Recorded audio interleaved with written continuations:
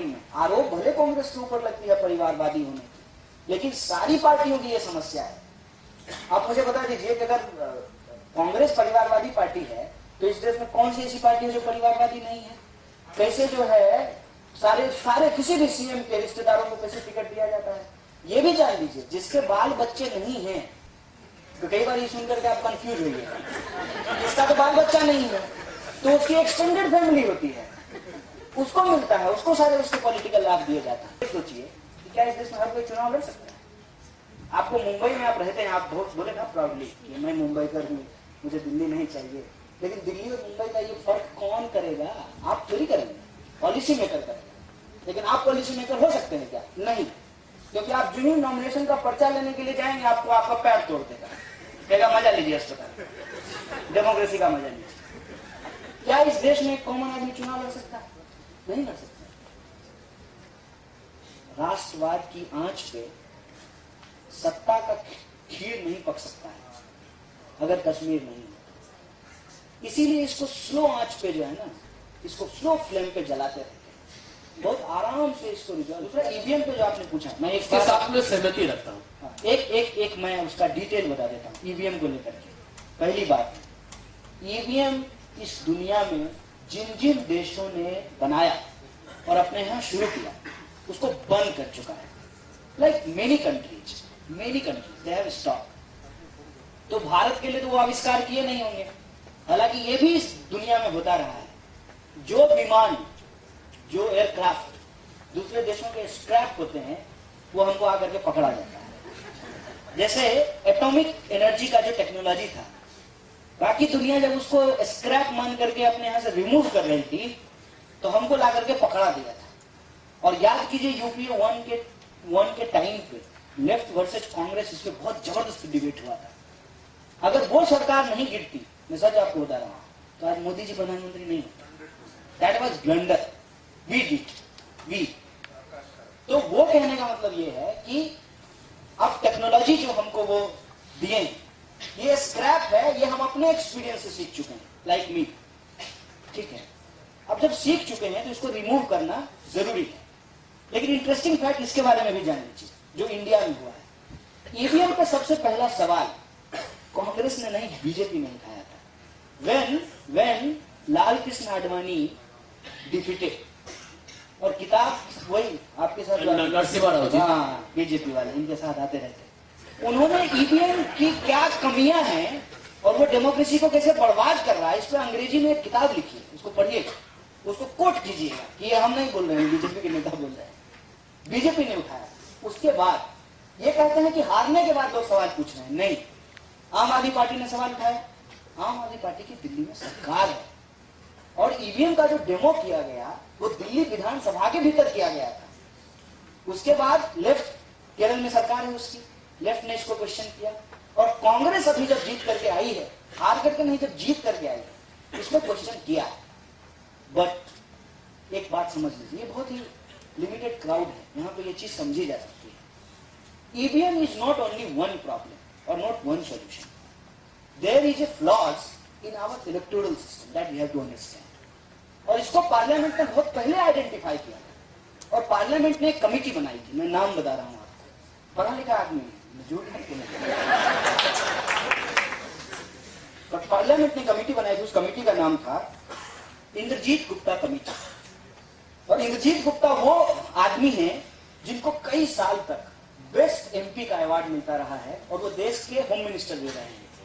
इंद्रजीत गुप्ता की कमेटी ने कहा कि first past the post system को बदलना चाहिए, क्योंकि क्या करता है कि हमारे देश में मेजोरिटी वोट को कोई रिप्रेजेंटेशन ही नहीं देने देता है। लाइक फॉर एग्जाम्पल, फिर मैं आपको एग्जाम्पल दे रहा हूं, 31% में 283 की सरकार बना ली, 69% वालों के विपक्ष का नेता नहीं मिला, लीडर ऑफ अपोजिशन नहीं है हिंदुस्तान के इतिहास में। इसको आप ऐसे समझिए कि ये कैसे काम करता है। बीएसपी को मान लीजिए 5% देता है, 500 सीट्स हैं फॉर एग्जाम्पल, तो इस हिसाब से उसके 25 एमपीज होना चाहिए, लेकिन उसके 0 होते हैं।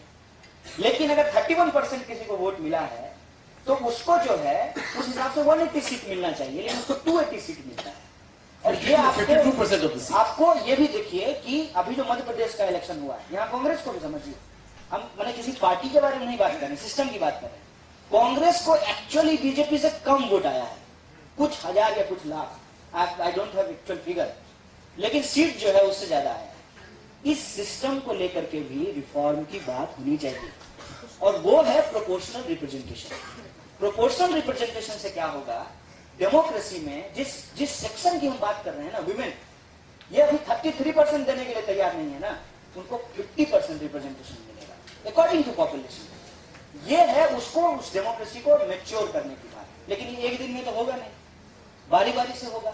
तो पहले ईवीएम हटे, ठीक है, कम से कम जो वोट पड़ रहा है उसका सही काउंटिंग हो, और साथ ही साथ इस तरह के रिफॉर्म हो इलेक्टोरल सिस्टम में। एक तो प्रोपोर्शनल रिप्रेजेंटेशन है, दूसरा इनर पार्टी डेमोक्रेसी पे बिल्कुल बात नहीं होती है। अब आप अमेरिका की बात करिए, जब अमेरिका की बात कीजिएगा तो लोग जो है आपको इमीडिएटली कहते हैं तो विदेशी उदाहरण दे रहा है। इस देश की पंचायती व्यवस्था को देख लीजिए, जो पंचायती व्यवस्था है हिंदुस्तान में, बहुत इंटरेस्टिंग मॉडल है। पंचायती व्यवस्था में हर साल क्या होता है कि सीट रिजर्व और अनरिजर्व होते रहता है, और मेल और फीमेल होते रहता है, ऑटोमेटिक होते रहता है। तो हर एक सोसाइटी का रिप्रेजेंटेशन होता है, ये हमारा भी सिस्टम है। इनर पार्टी डेमोक्रेसी जो है उसको इस देश के पॉलिटिकल सिस्टम में लाना बहुत जरूरी है। नहीं तो हर पार्टी में आरोप भले कांग्रेस के ऊपर लगती है परिवारवादी होने की, लेकिन सारी पार्टियों की यह समस्या है। आप मुझे बता दीजिए कि अगर कांग्रेस परिवारवादी पार्टी है तो इस देश में कौन सी ऐसी पार्टी है जो परिवारवादी नहीं है? कैसे जो है सारे किसी भी सीएम के रिश्तेदारों को कैसे टिकट दिया जाता है, ये भी जान लीजिए। जिसके बाल बच्चे नहीं हैं, तो कई बार ये सुनकर के आप कंफ्यूज होइए, जिसका तो बाल बच्चा नहीं है तो उसकी एक्सटेंडेड फैमिली होती है, उसको मिलता है, उसको सारे उसके पॉलिटिकल लाभ दिए जाता है। लेकिन इनर पार्टी डेमोक्रेसी को जब आप इंप्लीमेंट कीजिएगा तो किसी भी पार्टी में वन मैनशिप नहीं चलेगा, उसका एक इंटरनल सिस्टम होगा। और तीसरा इंपॉर्टेंट जो होना चाहिए इलेक्टोरल रिफॉर्म के भीतर, वो है फंडिंग की। आज सिचुएशन क्या है, you can vote, it is your constitution right, may be it will be protected और नॉट, आई डोंट नो, ठीक है। लेकिन अगर आप इसको बचा लेंगे तो आप ये सोचिए कि क्या इस देश में हर कोई चुनाव लड़ सकता है? आपको मुंबई में आप रहते हैं, आप बहुत बोले ना प्राउडली कि मैं मुंबई कर हूं, मुझे दिल्ली नहीं चाहिए, लेकिन दिल्ली और मुंबई का ये फर्क कौन करेगा? आप थोड़ी करेंगे, पॉलिसी मेकर करेंगे। लेकिन आप पॉलिसी मेकर हो सकते हैं क्या? नहीं, क्योंकि आप जो ही नॉमिनेशन का पर्चा लेने के लिए जाएंगे आपको आपका पैर तोड़ देगा, कहेगा मजा लीजिए अस्पताल, डेमोक्रेसी का मजा लीजिए। क्या इस देश में एक कॉमन आदमी चुनाव लड़ सकता है? नहीं लड़ सकता। आज जैसे आप उनको पूछ लिए कि चुनाव लड़िएगा कि नहीं लड़िएगा, सोचिए चुनाव लड़ने के लिए क्या क्या झेलना पड़ा है। देशद्रोही होइए, जेल जाइए, मार खाइए, गाली सुनिए, तब ऐसे लग रहा है जैसे कुछ मिल रहा है। नहीं चाहिए, नहीं चाहिए ये खैरात, क्यों चाहिए? ये राइट है हमारा। इस देश के भीतर अगर आप अपने अपार्टमेंट के वेलफेयर सोसाइटी के प्रेसिडेंट हो सकते हैं तो अपने एरिया के आप वार्ड पार्षद नहीं हो सकते हैं? क्यों नहीं हो सकते हैं? इनर पार्टी डेमोक्रेसी में एक ही कैंडिडेट को, अमेरिका में क्या होता है, मैं अमेरिका का एग्जांपल दे रहा हूं क्योंकि लोग आजकल वो सब बहुत देखते हैं, जेम्स बॉन्ड। तो क्या जो है एक ही डेमोक्रेट के ही दो कैंडिडेट के बीच में वोटिंग नहीं होता है? बर्नी सैंडर्स और हिलेरी क्लिंटन के बीच में वोटिंग नहीं हुआ। This is the process to strengthen the democracy. ऐसा नहीं होगा हम चार आदमी माइक लेकर के बैठ जाएंगे और देश का प्रधानमंत्री चुन लेंगे, ऐसा थोड़ी होता है। सही बात है। इलेक्टोरल रिफॉर्म बहुत जरूरी है। आपका प्रश्न क्या है? Good evening, Sanjay sir, and lal salam to my idol. जय हिंद, जय Hind. My straight question is, according to your ideology and according to your approach, how can we resolve the sensitive issue of Kashmir? Kashmir, Yes. देखिए कश्मीर को लेकर के मैं बार बार कहता हूँ, हमारे देश के जो कॉन्स्टिट्यूशन है, उसके जो प्रोविजन है, उसको हम लोगों को समझना चाहिए। उसमें ये प्रोविजन है कि किसी भी पॉलिटिकल प्रॉब्लम को हम पॉलिटिकली रिजॉल्व करेंगे, ठीक है। पॉलिटिकली रिजॉल्व हम कैसे करेंगे? धीरे धीरे जो डेमोक्रेटिक सिस्टम्स हैं उसको स्ट्रेंथन करेंगे, और वहां के जो लोग हैं उनको मेन स्ट्रीम में लेकर के आएंगे, और वो हमारे इंडियन स्टेट का लार्जली जो है वो हिस्सा हो जाएंगे as a other citizen of this country. इसीलिए कहते हैं ना कि जैसे आप एक उदाहरण समझिए, आपका छोटा भाई है और आप जो है गणपति देखने के लिए गए हैं, ठीक है। दो छोटा भाई है, मान लीजिए, एक थोड़ा है कि चल सकता है और एक बच्चा है, तो किसको गोद उठाइए? जो बच्चा है जो गणपति नहीं देख सकता, उसको उठा कर देख लो बाबू गणपति। तो ये जो स्पेशल एफर्ट किए जाते हैं ये उसके लिए किया जाता है जो अलग थलग पड़ा हुआ है, उसको मेन स्ट्रीम में लेकर के आना है, ठीक। और ये प्रोसेस जो है वो ग्रेजुअली डेवलप होता है, इसीलिए 370 जो है वो इंप्लीमेंट किया गया। अब 370 क्या है ये लोग जानते ही नहीं है। 370 एक्चुअली कश्मीर के लोग और भारत की सरकार उसके बीच में पैक्ट, एक समझौता है कि चलिए आपकी सारी बात हम नहीं मानते हैं, इतना हम देंगे, आप एक्सपीरियंस करके देखिए, आपको अच्छा लगेगा। इसको सिंपली आप यही समझिए। लेकिन हुआ क्या? 12-13 में कश्मीर में बिल्कुल पीसफुल सिचुएशन था। 14 में सरकार बदली, अब राष्ट्रपति शासन वहां पे लगा है। किसी भी पॉलिटिकल प्रॉब्लम को पॉलिटिकली रिजॉल्व करना चाहिए, और हमारे कॉन्स्टिट्यूशन के भीतर जो फ्रेमवर्क है वो फ्रेमवर्क बहुत इंटरेस्टिंग है। इसमें हम कहते हैं, जो हमारा फर्स्ट आर्टिकल है, India is the union of states.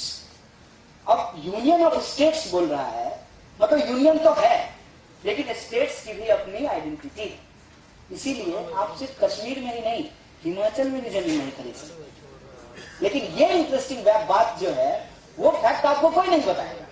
आपको सिर्फ एक बात बताएगा कि आप कश्मीर में जमीन नहीं खरीद सकते हैं। तो आपका मुंबई में गुस्सा जो है एकदम सातवें आसमान पे, क्यों नहीं खरीद सकते हैं? हमारा हिस्सा है, क्यों नहीं खरीद सकते हैं? अब एक बात मैं आपको एज ए मुंबई कर पूछना चाहता हूँ, अगर मैं मराठी हूँ तो मुझे ये फैक्ट पता चले कि 70% जो है नॉन मराठी मुंबई में रहते हैं, तो एक बार के लिए हमको लगेगा ना, अरे हमारा बैंड स्टैंड और हम ही यहाँ पे नहीं, ये फीलिंग आएगी। ये जब महाराष्ट्र के मुंबई में आ सकता है तो जो बहुत अलग थलग पड़ा हमारा एरिया है वहां आना स्वाभाविक है। लेकिन उनको मेन स्ट्रीम में कैसे लेकर के आएंगे जब वो हिंदुस्तान के अलग अलग इंस्टीट्यूशन का पार्ट बनेंगे। और मैं आपको बता दूं कि सेंट्रल यूनिवर्सिटी में कश्मीरियों के लिए 5% रिजर्वेशन की व्यवस्था की गई, कि वो जब वहां से आकर के यहाँ पढ़ने के लिए आएंगे तो वो मेन स्ट्रीम में आएंगे। लेकिन यहाँ यदि हिंदुस्तान पाकिस्तान के मैच में कश्मीरी को मार करके कहें कि बजा ताली, ताली काहे नहीं बजा रहा है, तुमको खुशी नहीं हो रही है, अच्छा बताओ तुम्हारा फेवरेट प्लेयर कौन है? ये बात एज ए बिहारी ही आज तक कोई नहीं पूछा। मेरा नाम कन्हैया, हमको कोई नहीं पूछा है कि तुमको शाहिद अफरीदी अच्छा लगता है कि सचिन तेंदुलकर। ये बात किसी एक कश्मीरी या किसी एक मुसलमान को क्यों पूछा जाता है? क्यों उसी से हम प्रमाण पत्र मांगते हैं? तो हम जो ये प्रपोजल लेके आए हैं कॉन्स्टिट्यूशनली, उनको मेन स्ट्रीम में लेके आएंगे, उस प्रपोजल को हम ही रिजेक्ट कर देंगे। मतलब शादी का समझौता है और समझौता हम ही जो है तलाक तलाक तलाक करते हैं। कश्मीर के प्रॉब्लम को पीसफुल जो बातचीत है, पॉलिटिकल प्रॉब्लम को पॉलिटिकली रिजॉल्व किया जा सकता है। सिंपली जो एक फियर है, अब आपको मालूम होना चाहिए कि कोई भी पार्टी जो इस तरीके के सेक्टेरियन पॉलिटिक्स करके इमर्ज करती है वो तो हेटरेट पे करती है, और बदले में अगर हेटरेट मिलेगा तो वो बढ़ेगा, बदले में अगर हेटरेट नहीं मिलेगा तो वो घटेगा। हिंदुस्तान के बाकी हिस्सों में अगर उसको लगेगा कि हम उतना ही प्यार करते हैं कश्मीरियों से भी जितना प्यार हम कन्याकुमारी के लोगों से करते हैं, तो वो मेन स्ट्रीम होंगे। लेकिन अगर उनको दूसरा व्यवहार लगेगा तो वो मेन स्ट्रीम नहीं होंगे। और इसमें मैं आपको ये बता दूं कि आर्मी को सरकार अपनी राजनीतिक फायदे के लिए इस्तेमाल करती है। इंटरेस्टिंग बात मैं आपको बताता हूं कि जो लोग वहां काम कर रहे हैं, आर्मी के लोग, वो किस परिस्थिति में काम कर रहे हैं इसकी चर्चा बिल्कुल नहीं होती। वो जो वहां झेलते हैं उसकी चर्चा बिल्कुल नहीं होती।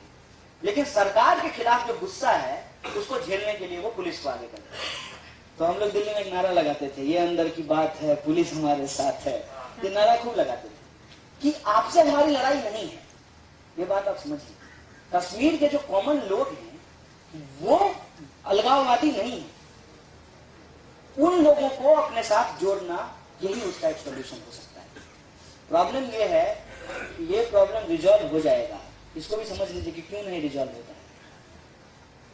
राष्ट्रवाद की आंच पे सत्ता का खीर नहीं पक सकता है अगर कश्मीर नहीं होता। इसीलिए इसको स्लो आंच पे जो है ना, इसको स्लो फ्लेम पे जलाते रहते हैं, बहुत आराम से इसको रिजॉल्व किया जा सकता है।